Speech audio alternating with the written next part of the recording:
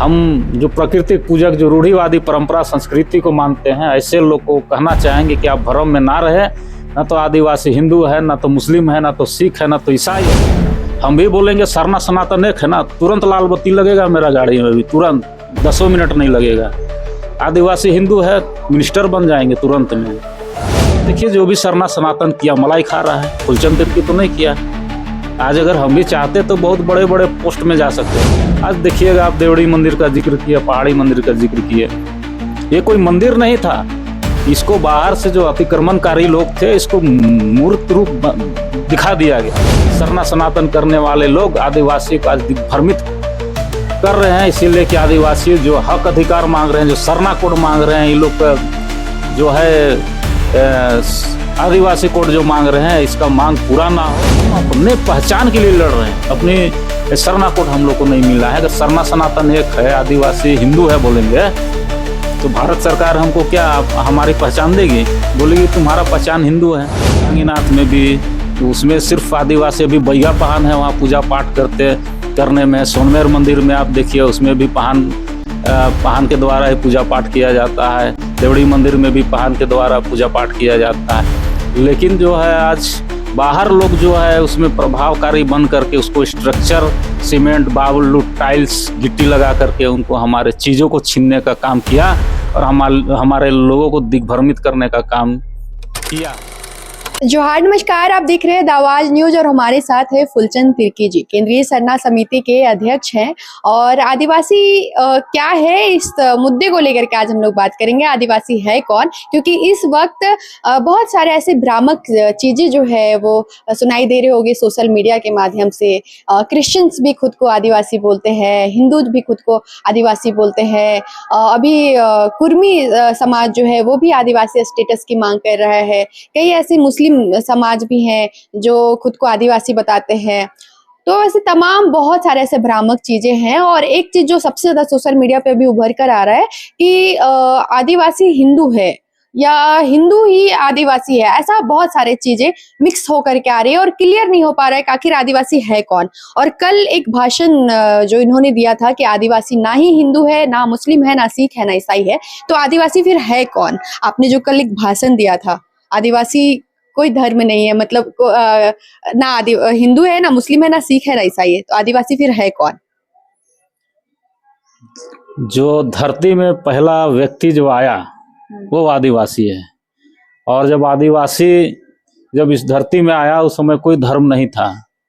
और जब आदिकाल से आदिवासी रहते आया और जो लोग इसका अनुकरण करना छोड़ दिए, उसके बाद अपना अपना धर्म बनाए। लेकिन जो इस धरती का पहला व्यक्ति था वो आदिवासी था। लेकिन आजकल विभिन्न धर्म को बांट करके लोग जो है इसको आदिवासी को कह रहा है कि आदिवासी हिंदू है, आदिवासी सनातन है, आदिवासी ईसाई है, आदिवासी फलाने हैं, ढकाने हैं।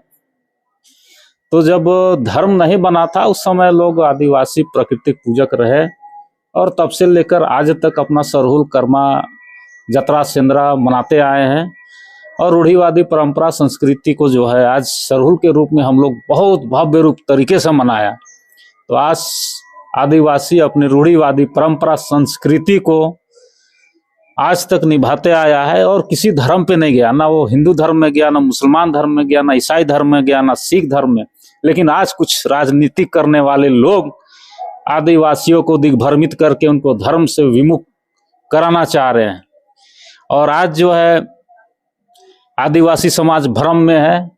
और हम लोग स्पष्ट कहते हैं, बार बार हम लोग केंद्रीय सरना समिति के तरफ से हम लोग कहते हैं कि आदिवासी का अपना एक स्वतंत्र अस्तित्व है। इसका अपना पूजा पाठ है, नेग नियम है, जन्म से लेकर मृत्यु तक हमारे पहान पुजार के द्वारा, डोकलो सोहरों के द्वारा, मांझी हड़ाम के द्वारा पूजा पाठ किया जाता है। और जो है हिंदू समाज में पंडित के द्वारा जीवन से लेकर मृत्यु संस्कार तक वो जो है पूजा पाठ, नेग नियम करते हैं, छठी छिलन करते हैं। आज हमारे जो पुरखे जो है मर जाते हैं तो उनका हम लोग छाया भीतर करते हैं। लेकिन वही हिंदू धर्म में काशी बनारस में जाके उनको मुक्ति किया जाता है, उनको जलाया जाता है। तो आज लोग जो है सरना सनातन एक है, सरना ईसाई एक है कह के भ्रम फैलाया जा रहा है, और आज हम लोग का लोग भी भ्रमित हो रहे हैं। तो आज निश्चित तौर से आज हम जो प्राकृतिक पूजक, जो रूढ़िवादी परंपरा संस्कृति को मानते हैं, ऐसे लोग को कहना चाहेंगे कि आप भ्रम में ना रहे। ना तो आदिवासी हिंदू है, ना तो मुस्लिम है, ना तो सिख है, ना तो ईसाई है, लेकिन ये जो है, जो षड्यंत्रकारी लोग भ्रम फैला रहा है, चूंकि ये लोग जानता है कि जिस दिन हम लोग कम पड़ जाएंगे उस दिन हम लोग जो है इसमें खतरा मंडराएगा, इसीलिए वो लोग चाहते हैं कि हम लोग जो है उसको प्रोटेक्ट करें। इन दिनों सरना सनातन एक है, इसका बहुत ज्यादा चलन चल रहा है और कई तमाम बहुत सारे एग्जाम्पल्स भी प्रस्तुत किए जा रहे हैं, जैसे कि सरना भी मूर्ति पूजा करते हैं, जैसे कि देवड़ी मंदिर का बार बार जिक्र किया जाता है, अंजन धाम का जिक्र किया जाता है, पहाड़ी मंदिर का भी जिक्र किया जाता है। ये भी जिक्र किया जाता है कि हिंदू में भी महादेव की पूजा होती है, सरना में भी महादेव की पूजा होती है, और बहुत सारे ऐसे एग्जाम्पल जिसमें कि सेम थिंग हम लोग यूज कर रहे हैं, सरना में भी और सनातन में भी। ऐसा जोड़ करके बताया जाता है कि सरना और सनातन कुछ अलग नहीं है, बस हाँ मानने का तरीका अलग है। जैसे कि हर एक हिंदू अपने तरीके से अपना पूजा पाठ करता है, उनके अपने कोई फेवरेट गॉड होते हैं और उस हिसाब से वो पूजा पाठ करते हैं, वैसे ही सरना है, वो कोई अलग धर्म नहीं है। तो जैन बौद्ध जो है, जैन बौद्ध सिख, ये भी तो जो है आपका एक धर्म है, लेकिन आदिवासी का धर्म क्यों नहीं है, सरना धर्म क्यों नहीं है? तो आप उनको क्यों नहीं कहते हैं, केवल सरना को टारगेट कर रहे हैं? तो आज निश्चित तौर से आज हमारे चीजों को दूसरे लोग लूट लिया, उसके बाद कहता है सरना सनातन एक है, जो देवी देवता है वो हमारे हैं। तो निश्चित तौर से आज जो चीजें चल रही है, बूढ़ा महादेव हम लोग कहते हैं, ये हमारे पुरखा थे। हमारे जो पृथ्वी में सबसे पहला आदमी जो मानव सृष्टि को जन्म दिया था, वो बूढ़ा महादेव हम लोग का है। तो इसको गलत तथ्य से प्रस्तुत करके लोग जो है इसको दिग्भ्रमित कर रहे हैं आदिवासियों को। आज भी हम लोग हड़ाम बूढ़ा, हड़ाम बूढ़ी, पिरचुम बूढ़ा, पिरचुम बुढ़िया का नाम लेते हैं, तो वो क्या है, व्हाट इज दिस? तो ये जो है आज हम लोग का जो लोग, हमारे आदिवासी लोग जो अपनी इतिहास को नहीं लिख पाए, अपने जान नहीं पाए अपने चीजों को, जिसके कारण जो है इतिहास में छेड़छाड़ करके उसको गलत ढंग से प्रस्तुत किया गया है। आज देखिएगा, आप देवड़ी मंदिर का जिक्र किया, पहाड़ी मंदिर का जिक्र किए, ये कोई मंदिर नहीं था, इसको बाहर से जो अतिक्रमणकारी लोग थे इसको मूर्त रूप दिखा दिया गया। आज हमारे गांव में सरना स्थल है, उसमें देखिए कोई स्ट्रक्चर नहीं है। आज हमारे गांव में देवी स्थल है, उसमें कोई स्ट्रक्चर नहीं है।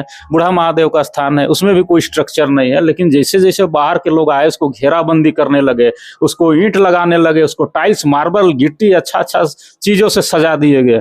आप देवड़ी मंदिर का जिक्र कर रहे हैं तो उसमें देखे होंगे कि उसमें आदिवासी लोग पूजा पाठ करते थे, लेकिन उसमें जो है इतना बड़ा स्ट्रक्चर बना दिया गया, तो लग ही नहीं रहा है कि आदिवासी का चीज है।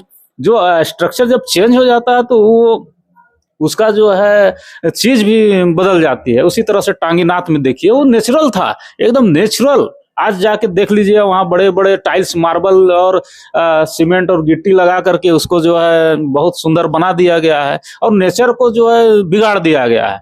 तो हमारे जो देवी देवता थे वो नेचुरल थे, कोई आकृति नहीं था, वो प्रकृति के थे। आज भी हम देखेंगे कि हमारे जो भी आदिवासी का या तो सरना स्थल है, या तो गंवा देवती स्थल है, या तो महादेव मड़ई है, या तो फिर जितने भी चीज है उसमें कोई मूर्ति नहीं है। उसमें देखिए कि जो हम लोग मारंगबुरु बोलते हैं वो क्या है, पहाड़ है, पहाड़। और हम लोग पहाड़, पर्वत, नदी, नाला, जंगल, झाड़ का पूजा पाठ करते हैं। और आज हमारे चीजों को गलत ढंग से प्रस्तुत करके उसमें जो है आदिवासियों को दिग्भ्रमित करने का काम कर रहे हैं। अभी हम लोग सरहुल मनाए, सरहुल में हम लोग किसका पूजा किए? पहाड़, पर्वत, नदी, नाला, जल, जंगल, जमीन। आज रूढ़िवादी परंपरा संस्कृति को माने। बताइए, कोई हिंदू आज पूजा किया? कोई ईसाई पूजा किया सरहुल में? मुर्गी चेगना कौन किया? पान किए? तो हमारी संस्कृति जो है, आज हम रूढ़िवादी परंपरा संस्कृति को मानते हैं और सरहुल में हम लोग दिखाते हैं कि हमारी संस्कृति, हमारी परंपराएं दूसरों से भिन्न है। इसीलिए आदिवासी है, ना आदिवासी हिंदू है, ना मुस्लिम है, ना सिख है, ना ईसाई है। लेकिन राजनीति करने वाले लोग आज सरना सनातन करने वाले लोग आदिवासी को आज दिग्भ्रमित कर रहे हैं, इसीलिए कि आदिवासी जो हक अधिकार मांग रहे हैं, जो सरना कोड मांग रहे हैं, ये लोग का जो है आदिवासी कोड जो मांग रहे हैं, इसका मांग पूरा ना हो और इसमें सरना सनातन एक है करके सभी हम लोग आदिवासी हिंदू है ऐसा दर्शा करके हम लोग को छिद्र में डालने का प्रयास कर रहा है, ताकि हम लोग जो है अपनी जो डेवलपमेंट है उसको हम लोग कर नहीं पाए। हम अपनी संस्कृति, आज हमारी परंपरा है, जो रूढ़िवादी परंपरा संस्कृति को मानने वाला का एक अलग विशेष कानून है, पेशा कानून है, CNTS पेटी एक्ट है और बहुत सारा हम आदिवासियों को इसमें सुरक्षित प्रदान किया गया है।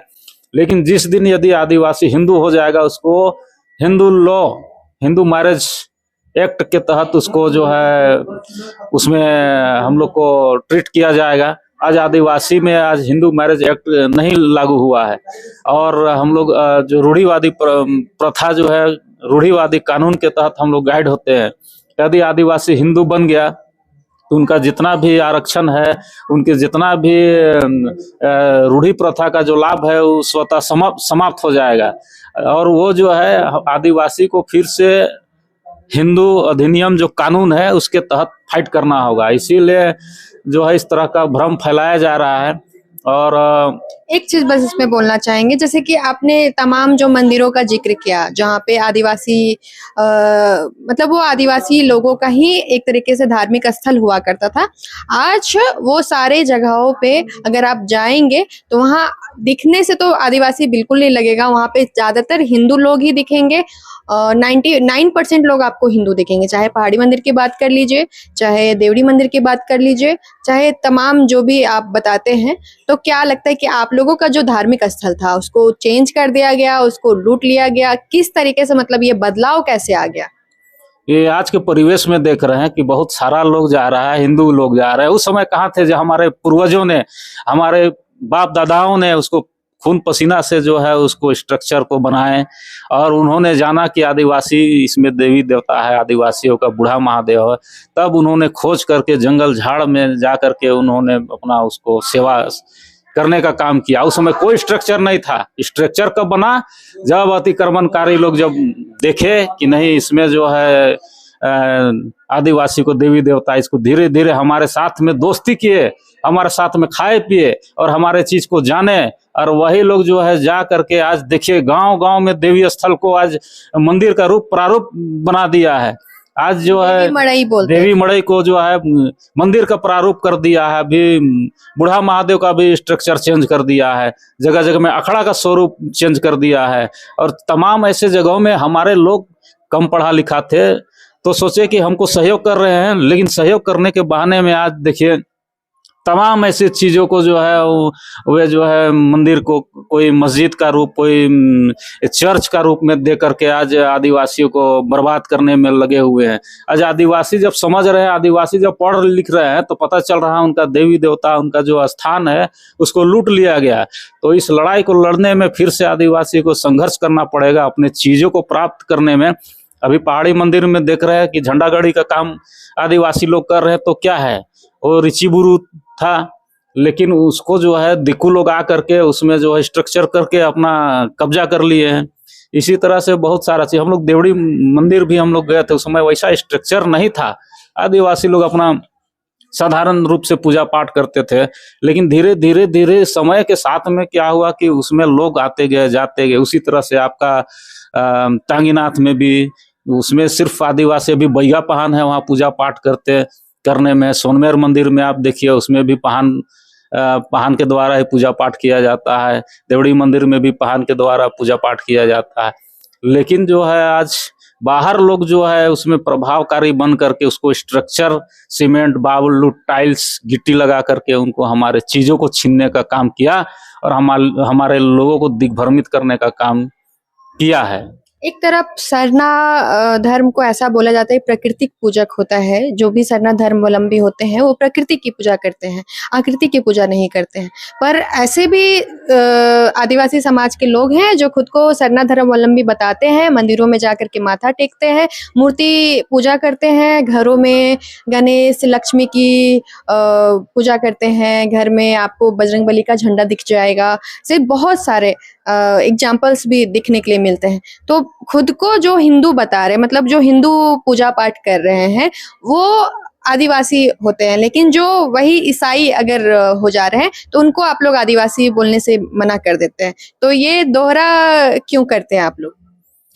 निश्चित तौर से सभी के लिए लागू होता है। आज मान ले कि कोई पंडित से शादी ब्याह कराएगा तब तो उसको तो हिंदू मैरिज एक्ट के तहत उसको लड़ना पड़ेगा। जो ईसाई से शादी करेगा वो तो उसका क्रिश्चियन जो मैरिज एक्ट है उसके अनुसार में करना होगा। लेकिन जो रूढ़िवादी परंपरा संस्कृति के अनुसार करेगा, जो मुर्गी चेंगना के साथ करेगा, उसके साथ में ना हिंदू मैरिज एक्ट लागू होगा ना तो ईसाई मैरिज एक्ट लागू उसका होगा। तो रूढ़ी प्रथा कानून, जिसमें अगर आप कोर्ट में भी इसको बोलिएगा कि जैसे डाइवोर्स होता है तो आदिवासियों को डाइवोर्स केस हो ही नहीं सकता है। इसीलिए कि वो जो है अपने समाज में बैठ करके उसको निर्णय लेते हैं, उनका जो भी है उनको रूढ़िवादी हिसाब से जो फैसला होता है उसी को हाई कोर्ट, सुप्रीम कोर्ट आदि मानता है। तो निश्चित तौर से आज जो हिंदू बने हैं उनके लिए भी और ईसाई बने हैं उनके लिए भी अपने जो अपने प्रभाव से जब आए, जब बाहरी लोग हमारे लोगों के बीच में आए, उनको जो अपने चीजों को परोसना शुरू किया। लेकिन जिसको अच्छा लगा वो ईसाई में भी गए, जिसको अच्छा लगा वो हिंदू में भी गए। लेकिन आदिवासी को हम लोग इसीलिए कह रहे हैं कि रूढ़िवादी परंपरा संस्कृति को जो मानता है वही आदिवासी है। चूंकि आप अगर ईसाई बन जा रहे हो, आप हिंदू बन जा रहे हो, तो हमारा जो भावना है आदिवासियत का, जिसको हम दिखाना चाहते हैं वो हो नहीं पाता है। और इसीलिए आज हम लोग सरहुल में एक बहुत भव्य रूप से मना करके आज आदिवासियों को दिखाने का काम किया और दुनिया देखा कि कैसे ये लोग पूजा पाठ किया। अभी देखे हाथमा में पहान के द्वारा जो है रूढ़िवादी परंपरा के अनुसार में मुर्गी चेंगना काटा गया, घड़े में पानी रखकर भविष्यवाणी की गई। और अभी तक हम लोग का जो है सरई फूल अभी घर घर में अभी फूलखोसी का कार्यक्रम जारी है, जगह जगह में लोग मिलन समारोह मना रहे हैं। तो निश्चित तौर से हमारी जो चीजें हैं सरहुल में हम लोग को दिखने को मिलता है। ये दिनों दिन और भव्य रूप से जा रहा है। आपने पूरे सरहुल के प्रकरण में देखा होगा कि आदिवासी का परंपरा, संस्कृति, उनके रीति रिवाज सब कुछ दर्शाता है। इसीलिए आज हम लोग सरहुल को बहुत ही हर्षोल्लास के साथ मनाते हैं। आप लोग एक तरीके से जिस डिलिस्टिंग का जो बात करते हैं, डिलिस्टिंग का मुद्दा बार बार उठता है, डिलिस्टिंग होना चाहिए जो धर्म परिवर्तन कर लिए हैं। सिर्फ डिलिस्टिंग क्रिश्चियंस का ज्यादा जिक्र होता है, जो क्रिश्चियंस हैं उनका डिलिस्टिंग होना चाहिए, क्योंकि जो हिंदू रीति रिवाज को फॉलो करते हैं या जो हिंदू धर्म को पूरी तरीके से फॉलो करते हैं वो ये मानते भी नहीं है कि उनका धर्मांतरण हुआ है। क्योंकि एक चीज तो ये भी बात आता है कि हिंदू धर्म धर्मांतरण नहीं कराता है, आपको मानना है तो आप मानिए। तो इसलिए वो लोग मानते नहीं है कि हम धर्मांतरण किए हुए हैं। और इसीलिए जब डिलिस्टिंग के मुद्दा उठते हैं तो क्रिश्चियंस लोग काफी इनसिक्योर फील करने लग जाते हैं, जो आदिवासी क्रिश्चियंस धर्म को अपना चुके। लेकिन जो हिंदू धर्म को पूरी तरीके से मान रहे हैं उनको कोई इनसिक्योरिटी नहीं होती है, बल्कि वो गर्व से उस चीज को फॉलो करते हैं और ये बताते हैं कि यही आदिवासी धर्म है। देखिए, जो भी रूढ़िवादी परंपरा संस्कृति को छोड़ के दूसरे का धर्म में अपनाया, चाहे हिंदू हो, मुस्लिम हो, सिख हो, ईसाई हो, उनका हम लोग हमेशा से मांग किए कि उनको डिलिस्टिंग किया जाए। कोई व्यक्ति विशेष या कोई विशेष समुदाय के लिए डिलिस्टिंग का हम लोग ने मांग कभी नहीं किया। हम लोग मांग किया है कि जो भी आदिवासी अपनी रूढ़िवादी परंपरा संस्कृति को छोड़ के गए हैं, ऐसे लोगों का डिलिस्टिंग होना चाहिए, जो कि केंद्र सरकार ने संज्ञान में लिया है। और शायद आज का जो सुप्रीम कोर्ट का भी फैसला हम सोशल मीडिया के माध्यम से देखे हैं कि वो हुआ है। तो क्रिश्चियंस जो धर्म अपनाए हैं उन लोगों का आरक्षण का लाभ नहीं मिलेगा, ऐसा कुछ आया हुआ है शायद।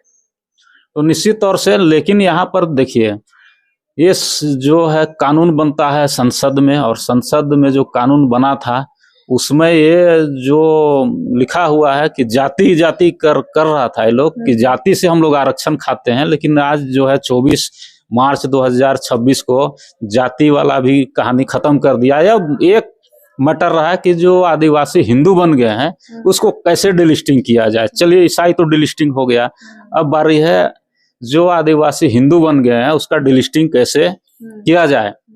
इसका भी लड़ाई हम लोग लड़ेंगे, एक ही बार में सब तरफ से तो हम लोग लड़ाई नहीं लड़ सकते हैं। लेकिन आप लोग मानते हैं कि जो हिंदू धर्म मान रहे हैं वो भी आदिवासी नहीं है? निश्चित तौर से आज जो भी हिंदू धर्म को मान रहे हैं, क्योंकि धर्म तो धर्म होता है, चाहे ईसाई धर्म हो, चाहे मुस्लिम धर्म हो, चाहे सिख धर्म हो, चाहे जैन धर्म हो, उसी तरह से एक हिंदू धर्म है। आज हम अपने पहचान के लिए लड़ रहे हैं, अपनी सरना कोड हम लोग को नहीं मिला है। अगर सरना सनातन एक है, आदिवासी हिंदू है बोलेंगे तो भारत सरकार हमको क्या हमारी पहचान देगी? बोलेगी तुम्हारा पहचान हिंदू है। आज इसी का तो लड़ाई लड़ रहे पूरे भारतवर्ष में। देखिए आज हम लोग इसका उलगुलान किए हैं और मांग जगह जगह में, क्या असम, क्या बिहार, क्या बंगाल, क्या उड़ीसा, क्या छत्तीसगढ़, सब जगह से मांग उठी है। तो हम अपनी पहचान के लिए लड़ रहे हैं। यदि हम सरना सनातन एक है, आदिवासी हिंदू है, तो फिर हमारी लड़ाई बेकार है। जो हम जो अपने लोगों के लिए जो लड़ रहे हैं, लेकिन कुछ लोग हैं जो जनजातीय सुरक्षा मंच से जुड़े हुए लोग हैं, जो आरएसएस से जुड़े हुए लोग हैं, तो इनका जो आका है वो उनका कहना है कि सब आदिवासी को हिंदू बनाओ ताकि एक हिंदू राष्ट्र बन सके। तो निश्चित तौर से आप बनाओ ना हिंदू राष्ट्र, लेकिन आदिवासी को हमेशा टारगेट क्यों करता है? ईसाई टारगेट करेगा आदिवासी को, हिंदू टारगेट करेगा आदिवासी को, मुस्लिम भी टारगेट करेगा आदिवासी को। तो आदिवासी जो मूल रूढ़िवादी परंपरा संस्कृति को मानता है, कोनो गजरा और हलवा है का सब जगह शान दो। तो आज हमारे लोग जो पढ़े लिखे बुद्धिजीवी लोग भी है, सरना सनातन एक है वाला कहानी चल रहे हैं। तो ऐसा ही लोग धर्म गुरु नहीं है कि जो है सरना सनातन को एक कर देगा। इसके लिए हम लोग बहुत लंबी लड़ाई लड़ रहे हैं। अभी देखिए लोग जागरूक हुए हैं, अपनी परंपरा संस्कृति के अनुसार लोग जान रहे हैं। इन लोग को बोलने से कुछ होने वाला नहीं है। लेकिन आज जो है अपनी आदिवासी इतना ज्यादा मात्रा में जो है सरहुल कर्मा मना रहे हैं। आज देखिए सब कोई भगवा कोई पहना है क्या?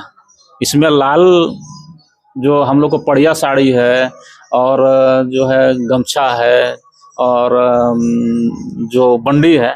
आज हम लोग अपनी परंपरा संस्कृति को एकजुट करने का हम लोग प्रयास कर रहे हैं और देख रहे हैं कि मान ले हम लोग हिंदू नहीं है, हिंदू होते तो भगवा पहनते, आदिवासी है अभी इसीलिए पहन रहे हैं। लेकिन आज देखिए सब कोई हमारा चीजों को पहन रहा है। पहले पहनने में शर्म लगता था कि नहीं लाल पाड़ पहनेंगे तो हमको आदिवासी भूरंग कोल कहेगा, लेकिन आज एक चीज और बोलना चाहेंगे। निशा उरांव जी के बारे में आप लोगों ने सुना होगा, वो खुलकर कहती हैं सरना सनातन एक है और कई सारे एग्जाम्पल्स भी पेश करती हैं कि किस तरीके से सरना और सनातन एक है।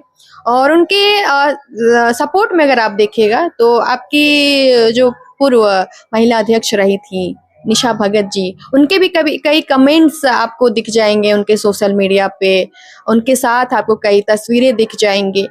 तो जिस तरीके से उनका लगाव उनके साथ दिख रहा है, आपके पूर्व जो महिला अध्यक्ष थी आपकी केंद्रीय सरना समिति की, तो क्या ये किस दिशा की ओर जा रहा है जहां पर एक इतनी पढ़ी लिखी बुद्धिजीवी महिला है निशा उरांव जी और वो खुलकर बोल रही हैं सरना सनातन एक है, और इस तरीके से पब्लिक भी खुद को मान रहे हैं कि हाँ हम लोग सनातन का ही हिस्सा है, तो ये कहाँ जा रहा है? और आप लोग ने भी एक निशा भगत जी को जगह दिया था और वो भी अगर खुलकर किन्हीं के सपोर्ट कर रही हैं या उनके साथ तस्वीरें हैं, उनके कमेंट्स में आकर के उनको दीदी बोल करके संबोधन कर रही हैं, तो ये किस दिशा की ओर जा रहे हैं? कितना पढ़ी लिखी है निशा उरांव? बाबा कार्तिक उरांव से ज्यादा पढ़ी लिखी है। बाबा कार्तिक उरांव तो कहा था कि ना तो आदिवासी हिंदू है, ना मुस्लिम है, ना तो सिख है, ना ईसाई है। आज बाबा कार्तिक उरांव के पद चिन्हों पे चल के केंद्रीय सरना समिति अपने समाज की सुरक्षा कर रही है। और ये लोग कब से मतलब समाज सेवा कर रहे हैं। ये तो आईएएस थी, समाज के बीच में कभी रही नहीं, और निशा जी जो हम लोग जुड़े तब से जो है समाज में है। तो आज जो समाज जो एक्चुअल में जो लीडरशिप कर रहे हैं उनसे जाके पूछिए ना, आप पूछिए धर्मगुरु बंधन तिगा जी से कि आदिवासी कौन है। आप शिवा कच्छप से जाके पूछिए, इन सबसे भी इंटरव्यू लिया कीजिए। देव कुमार धान से पूछिए, प्रेम साही मुंडा से पूछिए, गीताश्री उरांव से पूछिए। तो ये लोग भी पढ़ा लिखा है। ये राजनीतिक जो है ये लोग राजनीतिक क्या राजनीतिक महत्वाकांक्षा है इन लोगों को, जिसके कारण ये लोग आरएसएस के मंचों पे जाती हैं इस तरीके का बयान देती हैं कि सरना और सनातन एक है? निश्चित तौर से आज देखिए, हम भी बोलेंगे सरना सनातन एक है ना, तुरंत लाल बत्ती लगेगा मेरा गाड़ी में भी, तुरंत 10 मिनट नहीं लगेगा। आदिवासी हिंदू है, मिनिस्टर बन जाएंगे तुरंत में। तो ये प्रोपगंडा है आरएसएस का, बीजेपी का, कि आप सरना सनातन करते रहो। अब देखिए, जो भी सरना सनातन किया मलाई खा रहा है, फुलचंद तिर्की तो नहीं किया। आज अगर हम भी चाहते तो बहुत बड़े बड़े पोस्ट में जा सकते थे। सरना आपको आए सनातन ऑफर कभी आए कि आप लोग इस तरीके का बात कीजिए? कई लोग आप लोग पे भी आरोप लगाते हैं कि आप लोग भी आरएसएस से मिले हुए हैं और इसीलिए डिलिस्टिंग की मांग करते हैं, इसीलिए बार बार ईसाइयों पे इतना सवाल उठाते हैं। आज आपके इंटरव्यू के माध्यम से क्या लगा? आप जितना बातें को रखिए, हमने बेबाकी से न बात रखा। देखिए, बीजेपी और आरएसएस से जुड़ने का मतलब है कि उनके खिलाफ बोलिएगा तो आपको क्षण मिनट नहीं लगेगा कि आपको अपना संगठन से दूर करने के लिए। लेकिन हम लोग सामाजिक संगठन है, हर बातों को रखते हैं, चाहे ईसाई की बातों है, चाहे आदिवासी को हिंदू बनाने पे रोक है, या आए दिन जो मुसलमान समुदाय के लोग जो आरक्षण के नाम पर हम लोग का जो बहू बेटी से शादी करके जमीन लूट रहे हैं, हमारे आरक्षण खा रहे हैं, उन मुद्दा भी है। लेकिन जो है हमारे लोग जो है दिग्भ्रमित है, इसीलिए जैसे कि अगर हम लोग ईसाई के बारे में बोलते हैं तो वो लोग बोलेगा कि नहीं, लोग आरएसएस का आदमी है, और आरएसएस के बारे में बोलेंगे तो आरएसएस वाला बोलेगा कि ये लोग ईसाई का आदमी है। आपने देखा होगा चारों तरफ से, कभी हम लोग को ईसाई का एजेंट बताता है तो कभी आपको आरएसएस का एजेंट बताता है, लेकिन ये नहीं कहता है कि लोग सरना लोग हैं, सरना समाज के लोग हैं, जो सरना का बातों को रखता है, आदिवासी समाज का है, केंद्रीय सरना समिति के, तो ऐसा कभी नहीं कहा।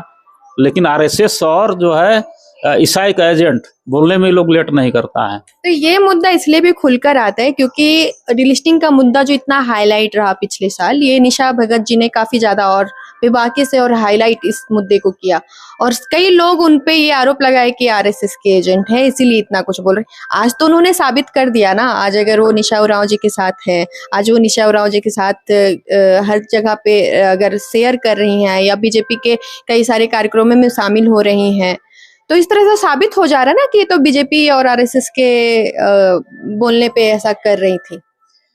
तो फिर आप लोग पे भी आरोप लग सकता है क्योंकि वो आपकी ही केंद्रीय सरना समिति की अध्यक्ष थी ना, अब नहीं ना है। जब तक समिति में थी, केंद्रीय सरना समिति में, उन्होंने अपने समाज की बातों को रखा। लेकिन मान ले कि केंद्रीय सरना समिति से अब इस्तीफा दे दिए तो स्वतंत्र है, उनका राजनीतिक महत्वाकांक्षा, हमने तो कहा राजनीतिक महत्वाकांक्षा है, इसीलिए उस बात को बोलना उन लोग को जरूरी है। यदि जिस दिन सरना सनातन एक है नहीं बोलेगी तो फिर उसको टिकट नहीं मिलेगा। सरना आदिवासी हिंदू है तब जाके ये लोग टिकट आदिवासी को प्रोवाइड करता है। आप देख लीजिए, सब आदिवासी लोग जो भगवाधारी है वही लोग को ज्यादातर बीजेपी में टिकट मिला है। एक रूढ़िवादी परंपरा जो लोग मानता है वो सबको देखे हैं। और हम लोग सरना कोड का मांग करते हैं तो लोग को क्या करना, सरना कोड का आवश्यकता ये लोग को नहीं है। तो जिस राग में आप गाइएगा उसी धुन में ना आपको सुना जाएगा, और नहीं तो आपका जो है साउंड को डिलीट कर दिया जाएगा। तो हम लोग तो किसी का राग में नहीं अलापते हैं, ना ईसाई का राग अलापते हैं, ना तो हिंदू का राग अलापते हैं, क्योंकि हम लोग एक सरना समाज चला रहे हैं। समाज बहुत बड़ा चीज है, आपने देखा हुआ, क्या रामगढ़, क्या बोकारो, क्या हजारीबाग, क्या पश्चिम सिंहभूम, क्या असम, क्या बिहार। तो ऐसे में हम लोग चाहते हैं कि अपने लोगों को सही दिशा निर्देश दे, सही गाइड करें, ताकि जो हमारा समाज आगे आए। लेकिन कुछ लोग ऐसे आएंगे, और ये नई बात नहीं है कि पहली बार इस तरह से सरना सनातन एक है या आदिवासी हिंदू है, ये 6 महीना से या 2 महीना नहीं, ये हमेशा से चलते रहा है और हम लोग हमेशा से इनका डिफाइन किए हैं। तो निश्चित तौर से आज केंद्रीय सरना समिति जो है एक सामाजिक संगठन है और समाज की बातों को मुखरता से रखती है। आज हमारे ऊपर कोई आका नहीं है। सरना समिति स्वयं एक जो है बहुत बड़ा मंच है और अपनी बातों को हम लोग बहुत ही बेबाकी से रखते हैं, क्योंकि आज हम लोग का कोई प्रेशर नहीं है कि तुम सरना सनातन एक है बोलो, या ईसाई हिंदू है बोलो, ईसाई सरना ईसाई एक है बोलो। तो इस तरह से आज हम लोग अपनी बातों को इसलिए रखते हैं कि कोई हम लोग का लोभ लालसा नहीं है कि हम लोग को टिकट दे देगा कि हम लोग जीत जाएंगे। लेकिन हाँ, वो लोग को डर है कि सरना सनातन एक है नहीं बोलेगा उसका राशन बंद हो जाएगा। आदिवासी हिंदू नहीं है बोलेगा तो उसको जो है पेमेंट है ना वो लोग का रुक जाएगा। तो हर तरह से ये लोग का एक सिस्टम चला हुआ है, जबकि आदिवासी समाज में हम लोग के पास कोई फंडिंग नहीं है। हम लोग सरना कोर्ट का लड़ाई रहे, हम लोग कितनों करेंगे तो अपना पॉकेट से हम लोग घर से पैसा लगा लगा के समाज का काम कर रहे हैं।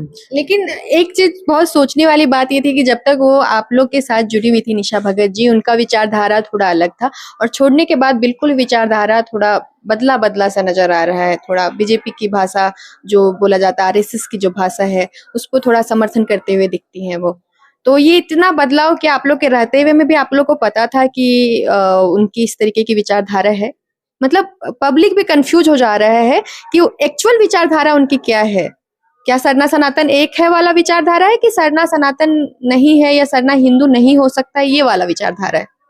देखिए, हमेशा से राजनीतिक में ही रहे, पहले कांग्रेस में रही, उसके बाद जेलकेम में रही और उसके बाद जो बहुत सारा पार्टियां ज्वाइन करी, उसके बाद हम लोग इसको समाज में लाए।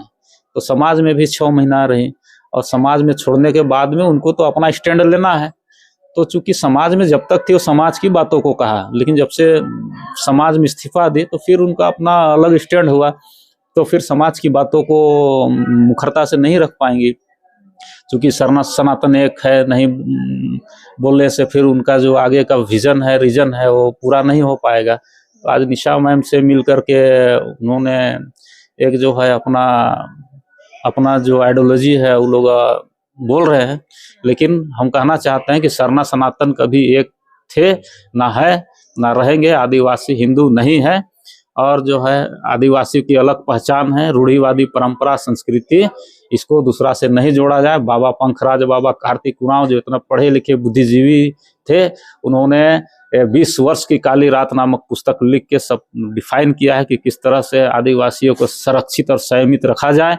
आज केंद्रीय सरना समिति हम लोग जो है उसी के मार्गदर्शन पे चल के आदिवासी को दिशा निर्देश और उसको रक्षा सुरक्षा करने का काम कर रहे हैं। एक सवाल पूछूंगी कि ये सरना प्रार्थना सभा अभी बहुत जगह पे देखती हूँ आयोजन होते रहता है, इसका क्या इतिहास है? और बहुत लोग ये बोलते हैं कि ये जो प्रार्थना सभा जो हो रहा है वो ईसाई से लिया गया है, क्योंकि ईसाई में भी प्रेयर होता है और वहीं से ये लिया गया, क्योंकि ईसाई लोग भी आप देखते होंगे कि कहीं कहीं प्रार्थना करवाते हैं ताकि जिनको जो भी लोग बीमार हैं वो लोग ठीक हो जाए। ऐसे बहुत बड़े बड़े आयोजन किए जाते हैं और वहीं से ये चुराया गया है, ऐसा भी आरोप लगता है। तो इसका इतिहास क्या है, एक बार हम जानना चाहेंगे।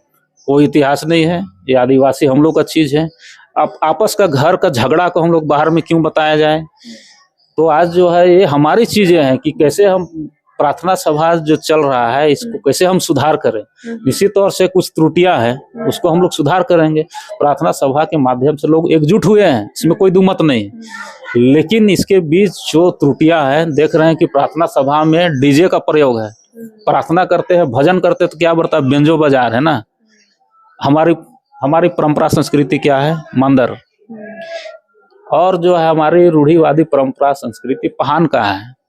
तो निश्चित तौर से थोड़ा सा ये लोग जो अगुआ लोग हैं समाज को दिग्भ्रमित किए हुए हैं, चूंकि ढोल मांदर छोड़वा करके ये लोग ऑर्केस्ट्रा वाला जो है प्रार्थना प्रे करवा रहे हैं, भजन कीर्तन करवा रहे हैं, कहीं से सही नहीं। हम लोग रूढ़िवादी परंपरा संस्कृति को मान रहे हैं। अभी हम लोग सरहुल मनाए, मुर्गी चेंगना से हम लोग पहन के द्वारा हमेशा बोलते हैं रूढ़िवादी परंपरा संस्कृति में है। लेकिन कहीं कहीं लोग क्या करते हैं कि पानी में, एक लोटा में पानी में जल डालते, अरवा चावल, धूप धुआं अगरबत्ती। तो हमारी संस्कृति में प्रहार है, लेकिन ये हमारी अंदरूनी बात है। हम लोग मिल बैठ करके इसको कैसे हम लोग जो है अपनी संस्कृति को रुख करेंगे। आपसी हम लोग का आपसी मैटर है, इसको हम लोग मामला को सलटेंगे। तो तमाम जो सवाल थे जो सोशल मीडिया के माध्यम से उठ रहे थे सरना सनातन को लेकर के कि क्या एक है या दोनों में क्या डिफरेंसेस है, उम्मीद करती हूँ कि बहुत सारे सवालों के जवाब जो है वो आपको मिले होंगे। और कुछ अगर सवाल आपके बाकी हो तो आप कमेंट करके अपनी जो राय है वो जरूर दे सकते हैं। फिलहाल के लिए शुक्रिया और आप देखते रहे द आवाज न्यूज।